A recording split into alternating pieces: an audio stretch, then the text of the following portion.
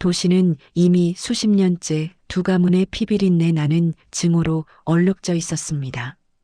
담장 하나를 사이에 두고 서로를 저주하던 이 땅에 역설적이게도 화려한 가면 축제가 열렸습니다. 주인공 이주는 가문의 언명을 어기고 호기심에 이끌려 적진의 심장부로 숨어듭니다. 화려한 등불이 넘실거리는 광장, 그곳에서 운명은 가장 잔인한 방식으로 미소 지었습니다. 가면 사이로 드러난 서연의 눈동자는 이준의 심장을 멈추게 하기에 충분했습니다. 그녀는 적장의 딸이었으나 이 순간만큼은 그저 빛나는 별처럼 아름다운 여인이었습니다. 두 사람의 시선이 얽힌 찰나 주변의 소음은 진공 상태처럼 사라지고 오직 서로의 심장 박동 소리만이 고요를 채웁니다. 이주는 본능적으로 느꼈습니다. 이 여인을 사랑하지 않고는 남은 생을 버틸 수 없으리라는 것을요. 하지만 그 설렘의 끝에는 벼랑 끝 같은 공포가 함께 도사리고 있었습니다. 사랑이라는 감정이 싹 트는 순간 그들을 둘러싼 세상의 모든 칼날이 두 사람을 향해 번뜩이기 시작했습니다. 축제의 열기는 뜨거웠지만 이준의 가슴속에 피어난 불꽃은 그보다 더 뜨겁고 위험했습니다. 서로의 이름조차 묻지 못한 채 맞잡은 손은 가늘게 떨리고 있었습니다. 이것이 축복인지 아니면 신이 내린 가장 가혹한 형벌인지 알 수 없는 채로 두 사람은 달빛 아래 첫 발을 내디뎠습니다. 가문의 이름표를 뗀 채 오직 인간으로서 마주한 그 찰나의 순간이 훗날 거대한 파멸의 불씨가 될 줄은 꿈에도 모른 채 말입니다. 만약 우리가 이 가면을 영영 벗지 않아도 된다면, 이 밤이 영원히 끝나지 않는 꿈이라면 얼마나 좋을까요? 축제의 마법은 새벽의 차가운 서리와 함께 산산조각 났습니다. 서로의 정체를 확인한 순간 어젯밤의 달콤한 속삭임은 날카로운 비수가 되어 심장을 후벼 팠습니다. 서연은 자신의 가문이 그토록 증오하던 남자의 아들이 바로 눈앞에 이준이라는 사실에 뒷걸음질 쳤습니다. 왜 하필 당신인가요? 라는 물음은 입 밖으로 나오지 못한 채 목구멍에서 핏물처럼 고였습니다. 아버지의 몸에 난 흉터가 누구의 칼날에서 시작되었는지, 어머니가 매일 밤 기도로 빌던 저주의 대상이 누구였는지 서연은 너무나 잘 알고 있었습니다. 이준 역시 절망했습니다. 가문의 복수를 위해 평생을 갈아온 칼끝이 겨눠야 할 곳에 자신이 목숨보다 사랑하게 된 여인이 서 있었기 때문입니다. 이제 두 사람 사이에는 수만 권의 책으로도 다 기록하지 못할 만큼 깊은 원한의 강이 흐르게 되었습니다. 사랑은 더 이상 순수한 감정이 아니라 가문을 배신하는 행위이자 조상을 모독하는 죄악이 되어버렸습니다. 방 안으로 스며드는 아침 햇살은 축복이 아닌 고문처럼 느껴졌습니다. 서연은 거울 속에 자신을 보며 자책합니다. 원수의 자제에게 마음을 준 자신을 용서할 수 없으면서도 이준의 따스했던 눈빛을 머릿속에서 지워낼 수도 없었습니다. 사랑이 깊어질수록 죄책감은 비례하여 커져갔고 두 사람의 이름은 서로의 집안에서 금기시되는 단어가 되었습니다. 세상은 그들에게 등을 돌렸고 가문이라는 거대한 감옥은 서서히 창살을 조여오기 시작했습니다. 우리의 성씨가 다르기만 했어도, 아니면 우리가 아예 태어나지 않았더라면 이 고통도 없었겠지요. 이성은 멈추라고 말했지만 심장은 이미 통제 범위를 벗어난 뒤였습니다. 이주는 매일 밤 가문의 경비병들을 피해 어둠 속으로 몸을 던졌습니다. 그가 향하는 곳은 언제나 서연의 방이 있는 높은 발코니 아래였습니다. 달빛조차 구름 뒤로 숨은 캄캄한 밤, 장미 넝쿨을 타고 올라가는 그의 손은 상처투성이가 되었지만 아픔을 느낄 겨를조차 없었습니다. 발코니 난간에 기대어 그를 기다리던 서연은 위태로운 연인의 모습에 숨을 죽였습니다. 두 사람은 어둠을 이불 삼아 가문이 원한이 닿지 않는 평행 세계를 꿈꾸었습니다. 이주는 서연의 손을 잡고 맹세했습니다. 자신의 성을 버리고 평범한 사내가 되어서라도 그녀를 지키겠노라고. 그것은 당시의 사회 체제에서는 사회적 자살이나 다름없는 선언이었지만 이준에게는 서연이 없는 삶이 곧 죽음이었습니다. 서연 또한 그의 무모한 용기에 자신의 전부를 걸기로 했습니다. 증오만이 유일한 정의인 이 도시에서 두 사람의 비밀스러운 만남은 유일하게 살아 숨쉬는 진실이었습니다. 새벽닭이 울 때까지 이어지는 그들의 대화는 절박했고 애틋했습니다. 내일이면 다시 증오의 가면을 쓰고 서로를 외면해야 하는 현실이 기다리고 있었기에 이 밤의 1분 1초는 금사보다 귀했습니다. 비록 발밑에는 칼날이 돋아나 있고 머리 위에는 번개가 치고 있었지만 서로를 응시하는 눈동자 속에는 오직 평화만이 머물렀습니다.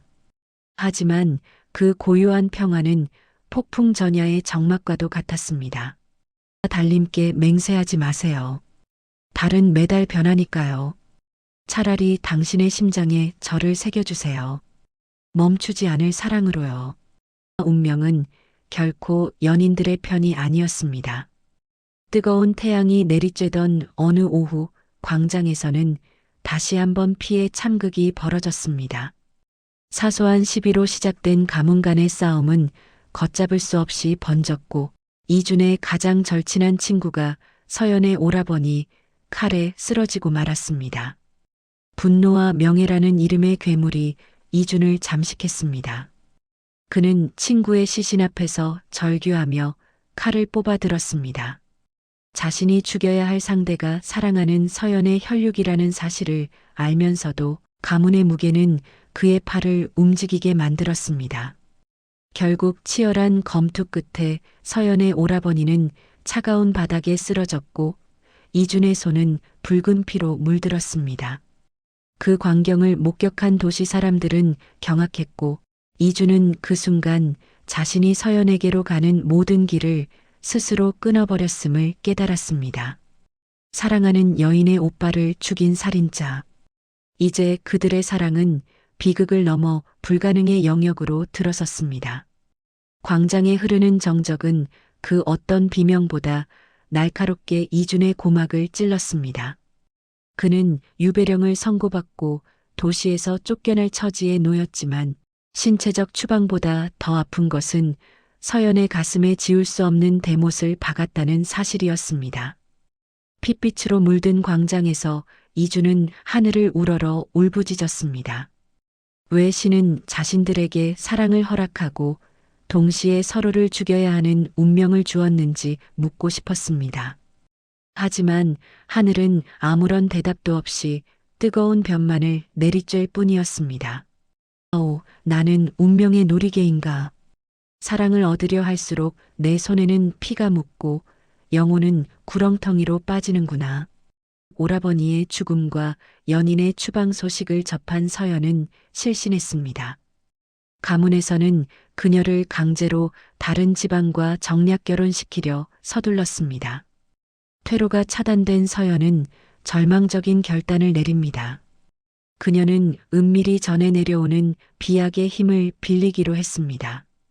마시는 즉시 숨이 멎고 몸이 차가워져 죽은 것처럼 보이지만 48시간 후에는 다시 깨어나게 되는 위험한 약이었습니다. 그녀는 편지를 써서 유배지의 이준에게 보냈습니다. 자신이 가짜 죽음을 선택할 것이니 납골당으로 와서 자신을 구해달라는 내용이었습니다.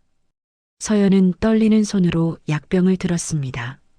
만약 약효가 나타나지 않아 정말로 죽게 된다면 혹은 이준이 제 시간에 오지 못한다면 그녀는 영원히 어둠 속에 갇히게 될 것입니다.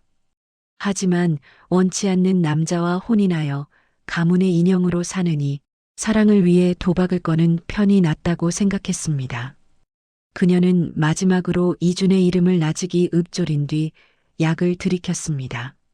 서서히 온몸의 감각이 사라지고 눈꺼풀이 무거워졌습니다. 차가운 대리석 바닥으로 쓰러지며 그녀가 본 마지막 환영은 자신을 안아주는 이준의 미소였습니다. 가족들은 그녀의 차가운 몸을 발견하고 통곡하며 납골당에 안치했습니다. 이제 남은 것은 유배지의 이준에게 무사히 편지가 전달되는 것뿐이었습니다. 그러나 운명의 장난은 여기서 끝이 아니었습니다.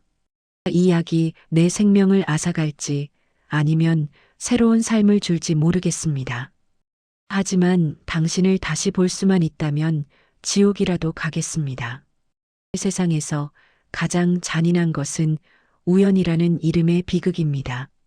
서연의 간절한 소망이 담긴 편지는 전달자의 손에서 분실되고 말았습니다.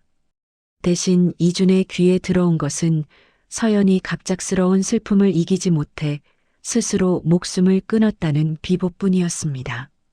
유배지의 척박한 땅에서 그 소식을 들은 이준의 세계는 그 즉시 정지했습니다. 그는 미친 듯이 소리치며 가슴을 쥐어뜯었습니다. 자신의 손에 묻은 피 때문에 그녀가 죽었다는 자책감이 그를 잠식했습니다. 이제 그에게 삶은 거대한 형벌에 불과했습니다. 이준은 죽음조차 두려워하지 않고 몰래 도시로 잠입했습니다. 그의 목표는 단 하나, 서연이 잠든 차가운 납골당에서 그녀의 곁을 지키는 것이었습니다. 그는 시장에서 가장 강력한 독약을 구했습니다.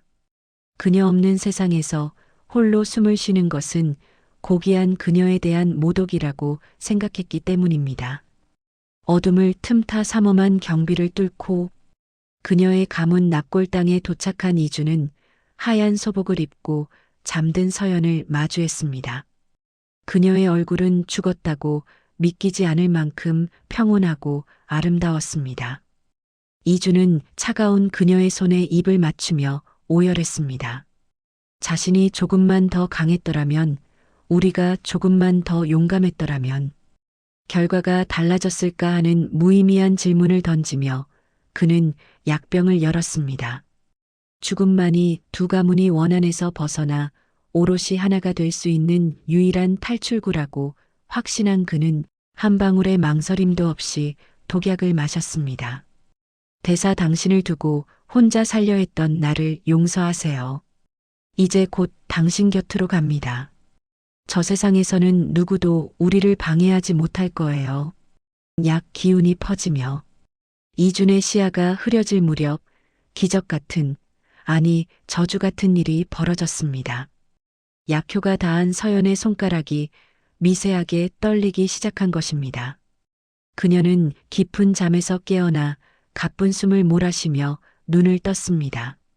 가장 먼저 보인 것은 자신을 내려다보며 쓰러져가는 이준의 얼굴이었습니다. 서연은 환희의 차그를 부르려 했지만 이준의 입가에서 흘러나오는 검은 피와 바닥에 굴러다니는 빈 약병을 본 순간 그녀의 비명은 비탄으로 바뀌었습니다.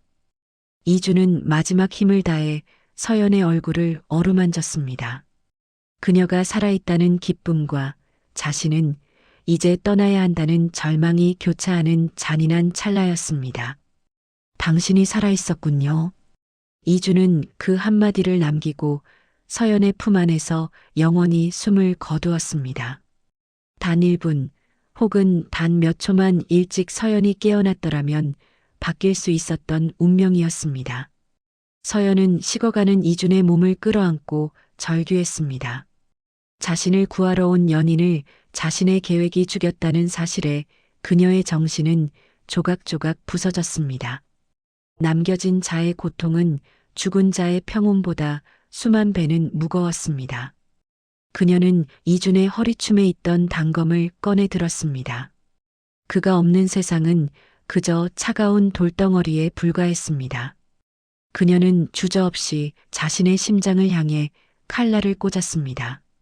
두 사람의 피가 섞여 납골당 바닥을 붉게 물들였습니다.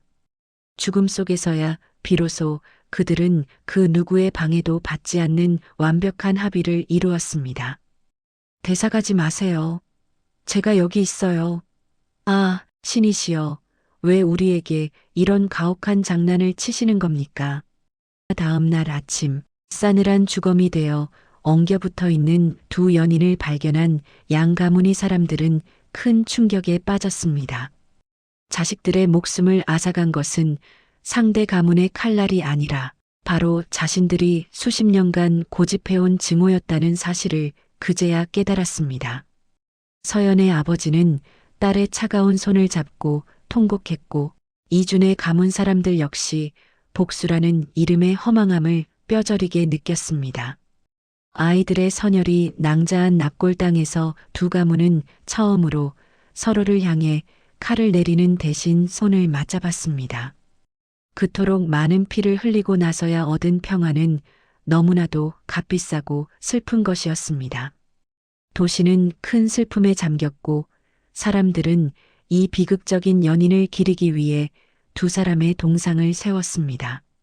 그들은 살아서는 단 한순간도 편히 사랑하지 못했지만 죽어서는 전설이 되어 영원히 함께하게 되었습니다. 후세 사람들은 이 이야기를 전하며 사랑이 얼마나 위대한지 그리고 증오가 얼마나 파괴적인지를 노래했습니다. 이루어질 수 없었기에 더욱 아름답고 처절했던 그들의 사랑은 시간이 흘러 가문의 이름이 잊힌 뒤에도 사람들의 가슴 속에 살아남았습니다. 이제 그들이 잠든 무덤가에는 매년 봄마다 이름 모를 꽃들이 피어납니다. 마치 못다한 사랑을 꽃잎으로 남아 피워내려는 듯이 말이죠. 비극은 끝났지만 그들이 남긴 교훈은 도시의 공기 속에 여전히 머물러 있습니다.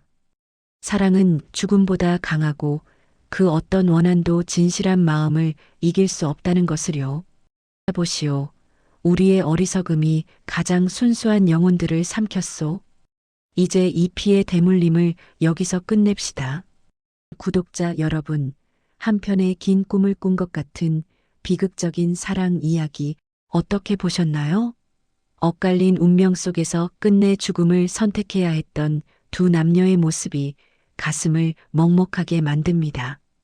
우리는 때로 사소한 오해와 고집으로 소중한 사람을 놓치곤 합니다. 오늘 이 이야기가 여러분 곁에 있는 사람의 손을 한 번 더 따뜻하게 잡아주는 계기가 되길 바랍니다. 긴 여정 함께 해주셔서 진심으로 감사드립니다. 여러분의 소중한 의견을 댓글로 남겨주시면 큰 힘이 됩니다. 다음 시간에도 더 깊이 있고 감동적인 이야기로 찾아뵙겠습니다. 구독과 좋아요, 알림 설정 잊지 마세요. 시청해주셔서 감사합니다.